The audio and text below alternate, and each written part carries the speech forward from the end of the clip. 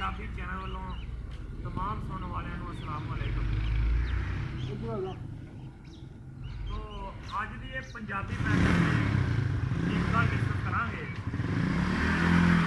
जिहड़ा असीं रवैया ये फड़ लिया वा बई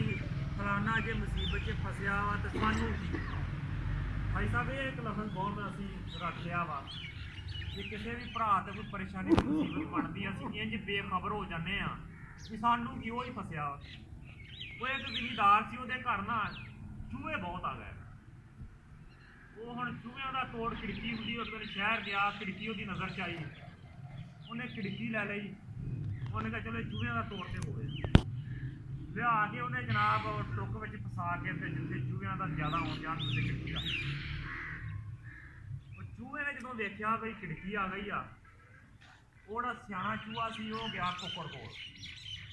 उन्होंने जाके उन्हें रोना सुनाया दुख सुनाया भी यार गल ये आ गई भी खिड़की आ गई है घरे ਇਹਦਾ कोई अपा करिए तो कुक्कड़ ने जनाब इदा ना खंभ फड़ाए उन्हें क्या तो हसिया उन्हें कहा खिड़की आ गई है तो सानू की रौला खिड़की च फसना तू आ असीं एवें कल ही परेशान होइए चूहा मजबूत हो गया फिर हो गया जनाब बकरे कोल उन्होंने जाके कहने लगा बई भलिया लोगों की घरे खिड़की आ गई आ कोई यदा पा करिए बकरे ने जनाब उन्हें भी उही जवाब दिता भी खिड़की आ गई है मैं कहना खिड़की च फसना वा खिड़की नूं तेरा रौला वा तू कोई यदा मनसूबा बना के सोच कर चूहा बड़ा परेशान होया उन्हें कहा अच्छा बई चलो खैर आ तुहाडे ते कोई औली आ जूगी जे मेरे औली आउण ते तुसीं हसे आ ते कोई गल नहीं पता नहीं किन्ने किहदे च फस जाना वा वो करनी अल्लाह की ऐसी हुई वो खिड़की च जनाब चूहे ने तो वेख के कोई वड़ा कर लिया वो एक रात जनाब वो कोई सप सी घरे वो गया उधर वो खिड़की च आ गया वो हुण उहदे जी जो गए जाके चूहे के भाऽ च फिर चूहा फस गया वा वो जो खिड़की च गया तो जनाब वो सप ने डंग जो सप ने डंग दिता तो वो रौला बन गया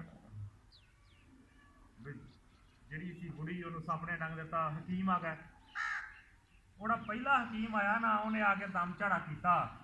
दम झाड़ा करने तो बाद उन्होंने सेवा तो करनी सी वो जी कहने लगे भी हुण बाहरों गोश्त की लिया घर का जो कुक्कड़ आए फड़ वो जो कुक्कड़ नूं पता लगा भी मैनू फड़ लगे वो मारे चीका चूहे ने कहा हुण भी हस हुण भी हस जे रल के खिड़की का भी अपा कर लेंदे अज तू ना फसदा लो जी वो जो कुक्कड़ सी उत्थे छुरी चल गई वो दिन तो गया गुजर तो सप का जहर भी गहरा होंदा जाए अगले दिन जनाब वो बुढ़ी मर गई जो बुढ़ी मर गई तो वो फिर मेल गेल से आना ही सारा जो मेल गेल आ गए उन्होंने आख्या जाना हूँ बाहरों सोच के आना बकरा ट्रक घर चो खराब आ जो बकरे की आवाज़ आई बकरा चूचा मारे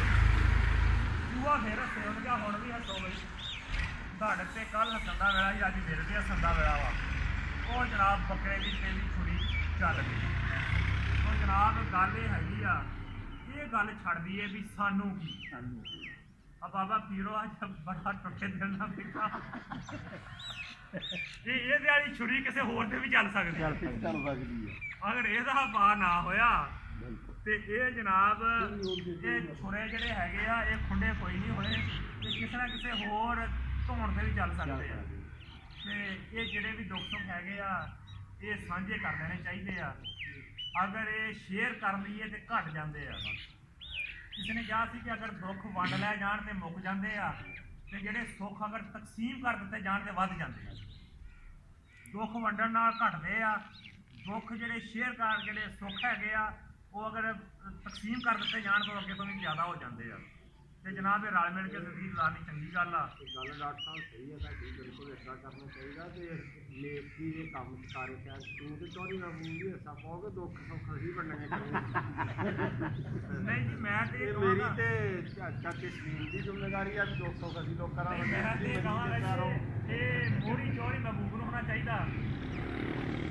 छतरी की छावे जेडे बाकी यार मैं जान के बंदा तुहाडे सामने भाता जे नहीं पैसा बंदा हर वारी ਤੁਸੀਂ ਸਾਨੂੰ ਲਿਆ ਕੇ ਦੇ ਦੇਨੇ ਕਰਦੇ ਸਭ ਕੁਝ ਅਸੀਂ ਆ ਮੁੜ ਕੇ ਤੁਸੀਂ ਦੂਜੇ ਘਰ ਨਾਲ ਜੀ ਉਹ ਗੱਲ ਇਹ ਹੁੰਦੀ ਆ ਜੀ ਕਿ ਕਰਨਾ ਦੂਸਰਿਆਂ ਨੇ ਹੁੰਦਾ ਵਾ। ਯਾਰ ਤੁਸੀਂ ਛਤਰੀ ਸਾਨੂੰ ਸਿਰਫ ਹੁਕਮ ਹੁੰਦੀ ਆ। ਕੀਤੀ ਰੱਖੋ ਕਈ ਅਸੀਂ ਰੱਖਾਂਗੇ ਛਤਰੀ ਦੀ ਫਿਰ ਛਾਂ ਸਾਡੇ ਨਾਲ ਰਹੋਗੇ। ਛਤਰੀ ਦੀ ਛਾਂ ਹੋਣੀ ਚਾਹੀਦੀ ਆ। ਇੱਕ ਮੱਜੇਦਾਰ ਗੁਰਦਨ ਹੁੰਦਾ ਇੱਕ ਪੈਦਲ ਗੁਰਦਨ ਹੁੰਦਾ ਇੱਕ ਦੱਸਣ ਵਾਲਾ ਗੁਰਦਨ ਹੁੰਦਾ ਕਿ ਚੱਲਣ ਵਾਲਾ ਗੁਰਦਨ ਹੁੰਦਾ। ਅੱਜ ਦਾ ਨਾ ਮੌਤ ਉੱਤੇ ਜਾਂਦੇ ਆ ਨਾ ਸ਼ਾਦੀ ਤੇ ਬੰਦ ਕਰਦੇ ਵੀ